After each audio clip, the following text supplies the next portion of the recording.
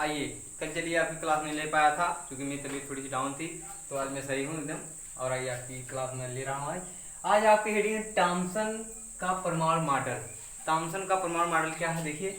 Thomson के अनुसार परमाणु में धनावेशित कण प्रोटॉन बादल सा होता है। कह रहा है टॉमसन के अनुसार परमाणु में धनावेशित कण प्रोटॉन बादल सा होता है और ऋणावेशित कण इलेक्ट्रॉन इस बादल में तरबूज के बीज की भांति होता है। ध्यान दीजिएगा, कह रहा है टॉमसन के अनुसार परमाणु में धनावेशित कण जो होता है वो बादल सा होता है और ऋणावेशित कण इलेक्ट्रॉन इस बादल में तरबूज जैसा होता है। उस बादल में तरबूज के बीज की भांति होता है, बीच बीच में धंसे रहते हैं, इसलिए इसे तरबूज मॉडल भी कहते हैं। क्या कह रहा है, टॉमसन के अनुसार धनावेशित कण प्रोटॉन बादल सा होता है और ऋणावेशित कण इलेक्ट्रॉन इस बादल में तरबूज के बीज की भांति बीच बीच में धंसे होते हैं, इसलिए इसे तरबूज मॉडल भी कहते हैं। ध्यान से देखिएगा थोड़ा सा, देखिए क्या है। टॉमसन के अनुसार परमाणु में धनावेशित कण प्रोटॉन बादल सा होता है, यानी कि जो धनावेशित कण प्रोटॉन होता है वो पूरे बादल की तरह होता है और इलेक्ट्रॉन जो ऋणावेशित कण इलेक्ट्रॉन होता है वो बादल में जो तरबूज है उस तरबूज में धंसे बीज की भांति होता है। इलेक्ट्रॉन जो है उस बादल में जो तरबूज दिख रहा है उस तरबूज में धंसे हुए बीज की तरह दिखता है। इसीलिए इसको एक क्या कहते हैं, इसे तरबूज मॉडल भी कहते हैं। ध्यान से देखिएगा, कह रहा है कि टॉमसन के अनुसार जो धनावेशित कण प्रोटॉन बादल सा होता है और ऋणावेशित कण इलेक्ट्रॉन उस बादल में तरबूज में धंसे बीज की भांति होता है, इसलिए इसे तरबूज मॉडल भी कहते हैं। यदि आपसे कोई कहता है टॉमसन का परमाणु मॉडल बताइए तो आप ये बताएंगे।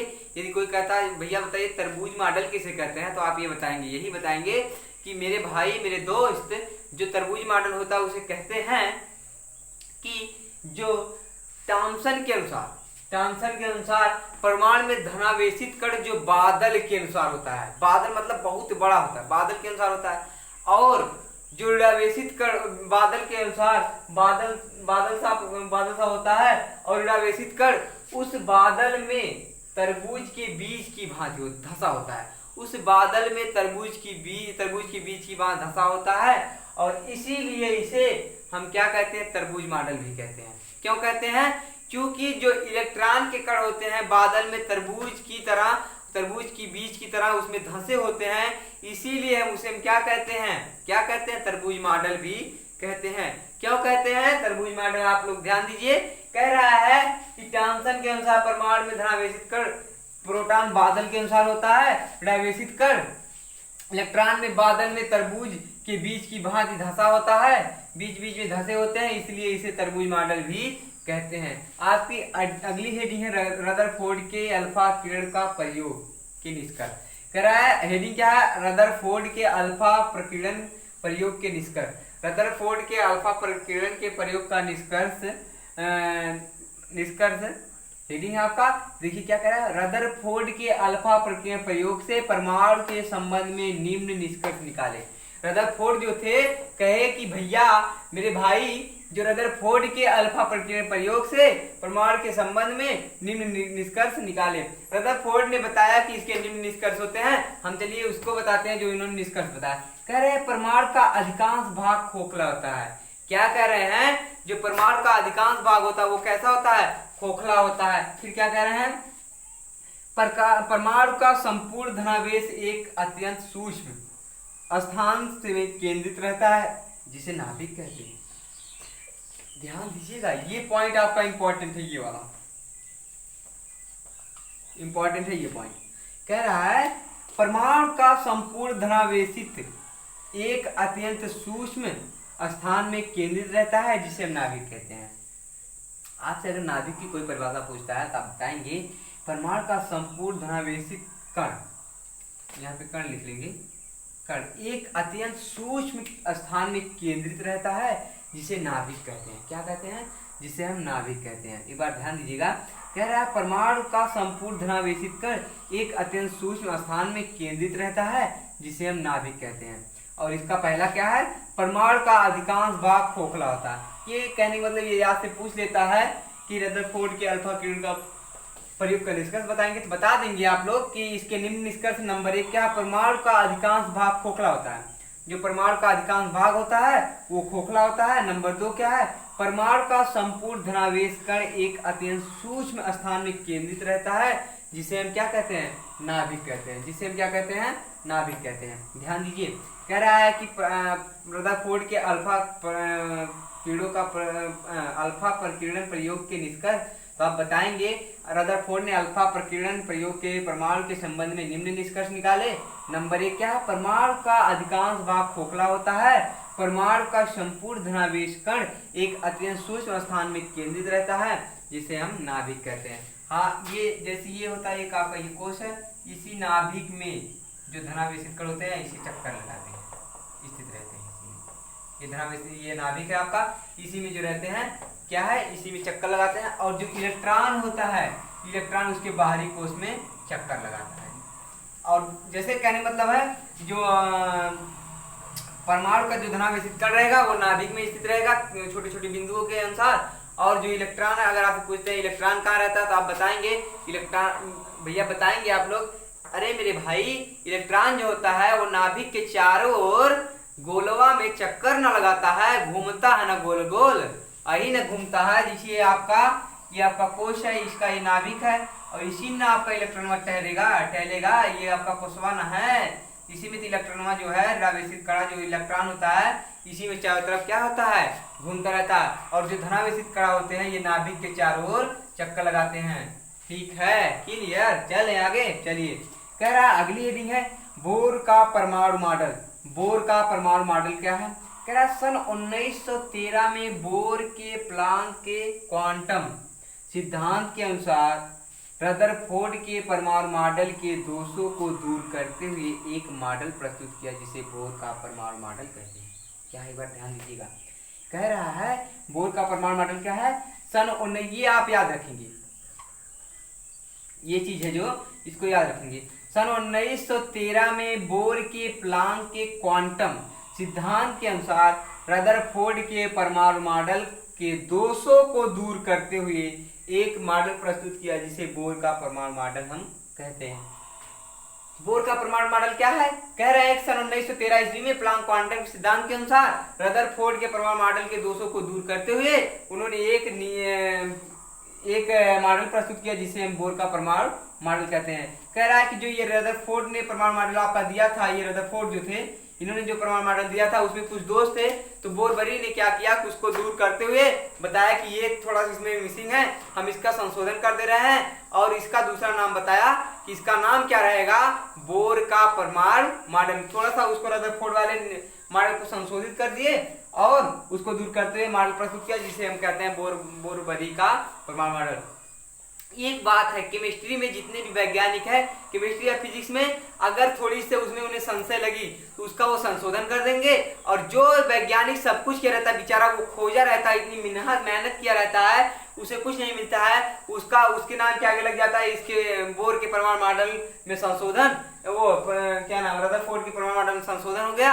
अब उसका नाम दे दिया गया, जो जिन्होंने प्रस्तुत किया उसका क्या नाम दिया, अब बोर का। बेचारे रदरफोर्ड ने पूरा मेहनत करके उसको बताया ये था कि ये था, बस उसने थोड़ी सी मिस कर दी है। तब बोरबरी भैया गए, कहें भैया आपने थोड़ी सी गलती कर दी है, चलिए हम आपको इसको संशोधन करके बताते हैं, इसका क्या होगा। तो वो कहते हैं देखिए ऐसे नहीं ऐसे होगा। तो क्या कहें कि भैया अब आपका नाम तो हम हटा देंगे, अब चलिए हम अपना नाम लगा लेते हैं। उसका नाम उन्होंने रख दिया बोर का परमाणु मॉडल। एक बार पूरा फिर से देख लीजिए। कह रहा है टॉमसन का परमाणु मॉडल क्या होता है, टॉमसन के अनुसार परमाणु में धनावेशित कण प्रोटॉन बादल सा होता है और ऋणावेशित कण इलेक्ट्रॉन इस बादल में तरबूज के बीज की भांति बीच बीच में धसे रहते हैं, इसलिए इसे तरबूज मॉडल भी कहते हैं। कह रहा है इसके बाद रदरफोर्ड के अल्फा प्रकीर्णन प्रयोग का निष्कर्ष। कह रहा है रदरफोर्ड के अल्फा प्रयोग के प्रकीर्णन के परमाणु के संबंध में निम्न निष्कर्ष निकाले। नंबर 1 क्या, परमाणु का अधिकांश भाग खोखला होता है। नंबर 2 क्या है, परमाणु का संपूर्ण धनावेशित कण एक अत्यंत सूक्ष्म स्थान में केंद्रित रहता है, जिसे हम नाभिक कहते हैं। कह रहा है इसके बाद बोर का परमाणु मॉडल। कह रहा है सन 1913 में बोर के प्लांक के क्वांटम सिद्धांत के अनुसार रदरफोर्ड क्वांटम सिद्धांत के आधार पर रदरफोर्ड के परमाणु मॉडल के दोष को दूर करते हुए एक मॉडल प्रस्तुत किया जिसे हम बोर का परमाणु मॉडल कहते हैं। चलिए हम आगे कुछ और परिभाषाएं बताते हैं आपको। चलिए आपकी अगली हेडिंग है इलेक्ट्रॉनिक विन्यास। इलेक्ट्रॉनिक विन्यास किसे कहते हैं? कह रहा है किसी परमाणु की सभी इलेक्ट्रॉनों का उसके भिन्न भिन्न कोषों में वितरण ही इलेक्ट्रॉनिक विन्यास कहलाता है। कह रहा है सभी परमाणुओं के, कह रहा है किसी भी परमाणु के उसके इलेक्ट्रॉनों को भिन्न भिन्न कोषों में वितरण ही इलेक्ट्रॉनिक विन्यास कहलाता है। इलेक्ट्रॉनिक विन्यास क्या होता है? जो परमाणु का इलेक्ट्रॉन होता है वो भिन्न भिन्न कोषों में वितरित रहता है, फैला रहता है, उसी को हम कहते हैं इलेक्ट्रॉनिक विन्यास। और इलेक्ट्रॉनिक विन्यास करते वक्त पहले कोष में 2 इलेक्ट्रॉन, दूसरे में 8, तीसरे में 18 और चौथे में 32 इलेक्ट्रॉन होते हैं। देखिए पहले कोष का नाम होता है कि दूसरे का यल, दूसरे यल, तीसरे का यम। कह रहा है कि किसी परमाणु के सभी इलेक्ट्रॉनों को उसके भिन्न भिन्न कोषों में वितरण को हम क्या कहते हैं? इलेक्ट्रॉनिक विन्यास कहते हैं। देखिए हमने आपको ये बता दिया, ये आपका होता है नाभिक, ये होता है आपका नाभिक, ये आपका पहला कोष होता है के वाला कोष, के, ये होता है यल, ये यम। आगे हमने कोष बनाने, आगे वाला होता है यन, के यल यम यन होता है। 3-4 कोष होते, 32 तक जाते हो तो लगभग 50-60 तक वो हो जाता है। आपको बस अभी तो आप 9th में हैं और अभी आप लोग केवल 30 तक मान चलिए। आप अगर 30 तक के ज़्यादा आगे याद कर लेते हो तो आपको मेरी तरफ से बहुत बहुत बधाई होगी और बहुत बहुत धन्यवाद होगा कि आप उतना माइंड रखते हैं कि आप 30 से ज़्यादा तत्व को याद कर लिए हैं। और मान के अधिकतम कम से कम तो आपको 30 तो याद करना कन्फर्म है। 30 अगर आपको याद है, इलेक्ट्रॉनिक विन्यास 30 तक पूछता है। कक्षा 9 में 30 तक ही इलेक्ट्रॉनिक विन्यास पूछता है और आपका 30 तक के तत्व में 8, 18, 28 में 8, 18, 32 में आपका हो जाता है। कह रहा है इलेक्ट्रॉनिक विन्यास किसी परमाणु के सभी इलेक्ट्रॉनों को उसके भिन्न भिन्न कोषों में वितरण इलेक्ट्रॉनिक विन्यास कहलाता है। कह रहा है जो ये वितरण हुआ है इलेक्ट्रॉन, कह रहा है जो ये इलेक्ट्रॉन वितरण हुआ है वो भिन्न भिन्न कोषों में जो वितरण हुआ है उसी को हम कहते हैं इलेक्ट्रॉनिक विन्यास। इसमें देखिए 2 इलेक्ट्रॉन है, इसमें देखिए 8 है, इसमें 18। यही जो वितरण है क्या कहलाता है? आपका इलेक्ट्रॉनिक विन्यास कहलाता है। आगे है बोर-बरी का नियम। बोर-बरी का नियम क्या है? क्या है? नंबर 1, कोष में इलेक्ट्रॉनों की अधिकतम 2n² होती है जहां n कोषों की संख्या है। कोष में इलेक्ट्रॉनों की अधिकतम 2n² होती है जहां n कोषों की संख्या। फिर कह रहा है किसी परमाणु के बाह्यतम कोष में 8 से अधिक इलेक्ट्रॉन नहीं होता है। कह रहा है किसी परमाणु के बाह्यतम कोष में 8 से अधिक इलेक्ट्रॉन नहीं होता है।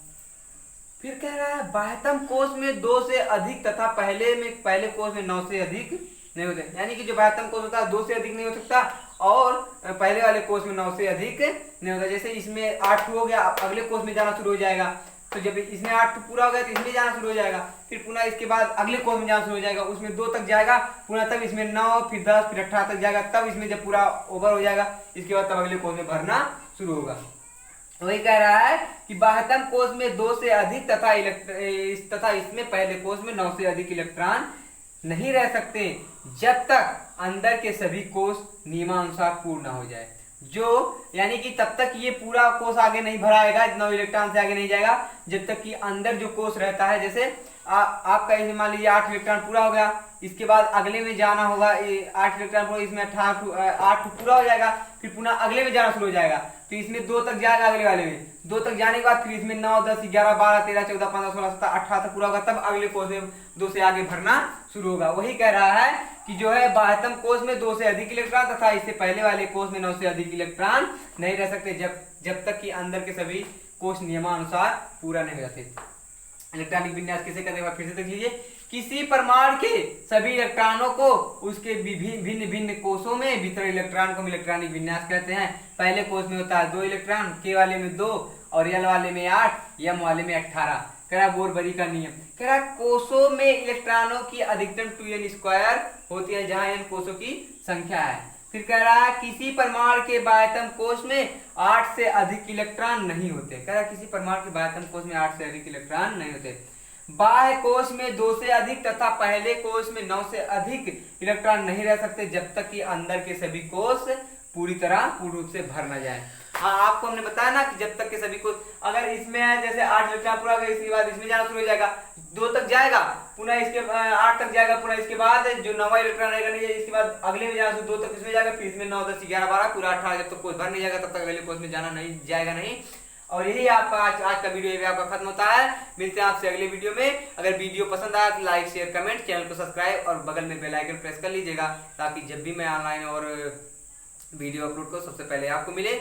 और अपने दोस्तों को बताइए कि आरएल मेमोरियल इंटर कॉलेज का ऑनलाइन क्लास चल रहा है, ताकि आप वो लोग भी ऑनलाइन देख सकें। मिलते हैं आपसे अगले वीडियो में। अब तो वीडियो खत्म, लाइक कर दीजिए, शेयर कर दीजिए, कमेंट कर दीजिए और चैनल को सब्सक्राइब कर लीजिएगा। मिलते हैं आपसे अगले वीडियो में, तब तक के लिए जय हिंद।